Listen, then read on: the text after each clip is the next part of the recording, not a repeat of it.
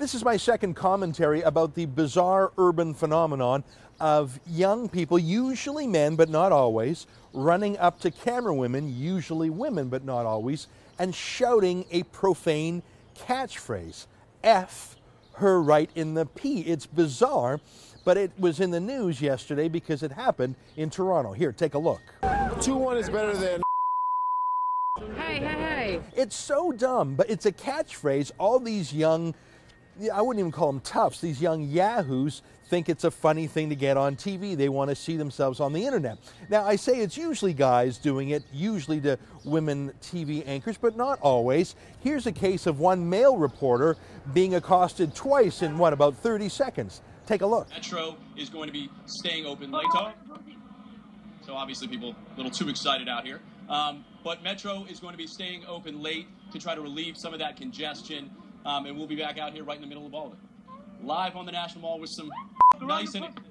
And here's a case of a particularly stupid guy actually grabbing the microphone of a reporter, a male reporter, much bigger than him, and getting thrown into the bushes. Take a look at this. Residents have started to complain about the amount of noise.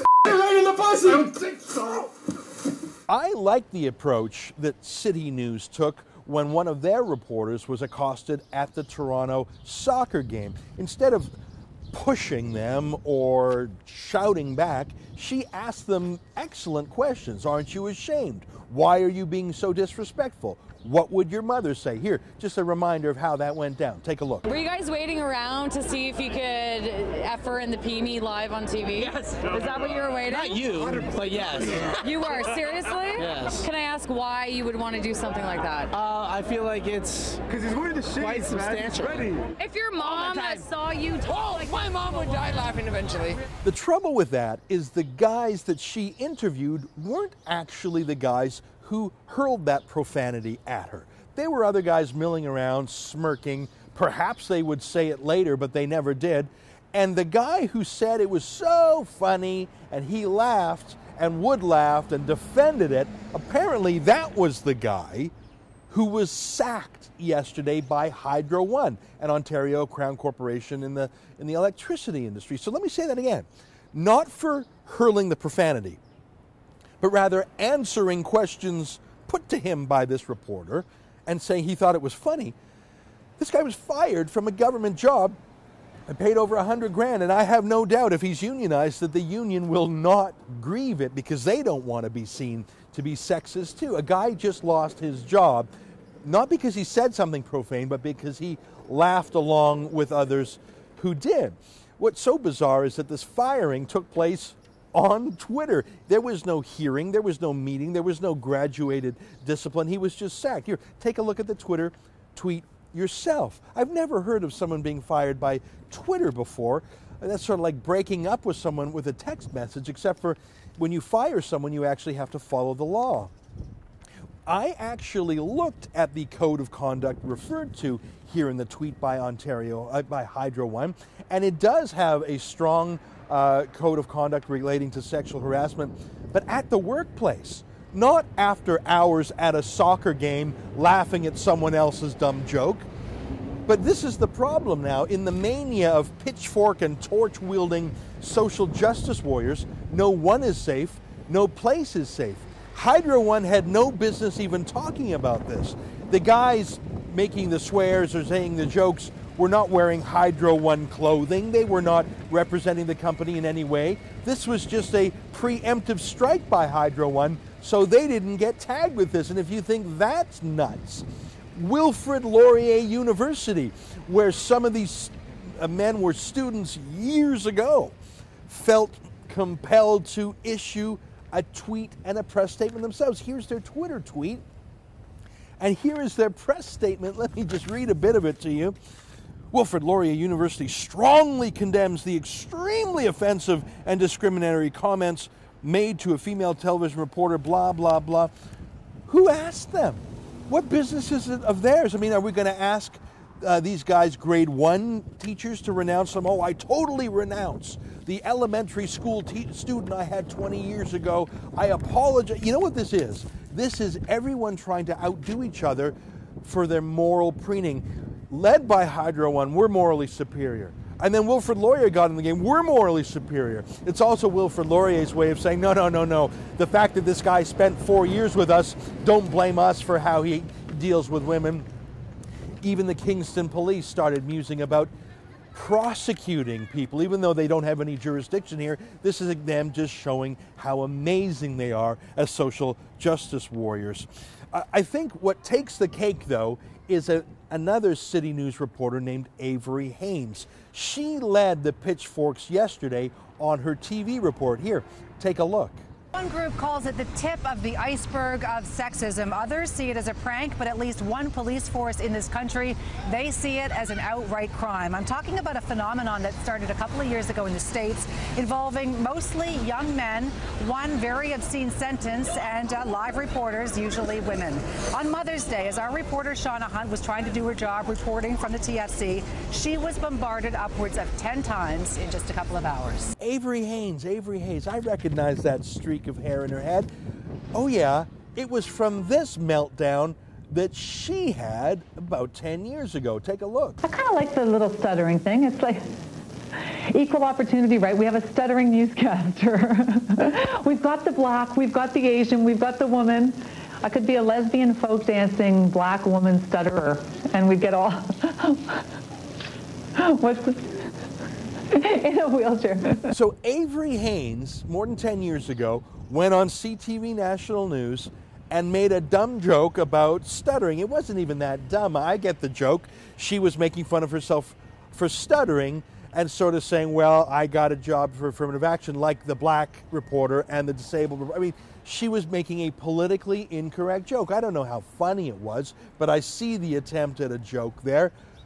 Well, she was sacked for making a politically incorrect joke that made fun of minorities and actually, as you heard, are women. So Avery Haynes was drummed out of a job.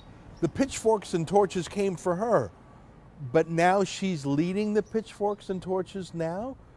She didn't think it was inappropriate back then. Well, of course she did, but now she's a victimizer. See, that's the thing about this whole anti-bullying industry. They're actually bullies themselves. They respond to some grievance or some initiative by fighting back 10 times harder. Avery Haynes was a victim, but now she's a bully. We see this in so many ways seeping into our larger culture. The human rights commissions, which prosecute people for the counterfeit human right not to be offended. The anti-bullying activists who run people out of their jobs. And now we see it even in police forces. The Calgary police force, which, by the way, doesn't prosecute people who stand in a public square and chant Heil Hitler at Jews. Yeah, here's a quick clip of that for a reminder. Heil Hitler! So that's okay by the Calgary police force, but they've sent out a public statement saying they will prosecute anyone who makes this profane joke to a TV cameraman. So Heil Hitler against the Jews, just fine by the Calgary police, but saying F her in the P will lead to a prosecution under Section 175 of the Criminal Code. Let's take a quick look at that section. It's basically a catch-all for police to use if there's someone being rowdy in the streets. Look at what it covers.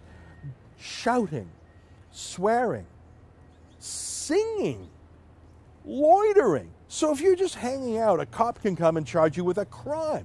If you're singing, now my singing is a bit of a crime, but I think this is meant to cover folks who spill out of a bar at 1 a.m. and are drunk and are noisy and shouting and singing and swearing and wake up all the neighbors and they call the cops and the cops come and they really don't have a real crime to charge them with, so they say you're disturbing the peace. That's what Section 175 is. And you take them and you throw them in the drunk tank, and in the morning you send them home to their wives.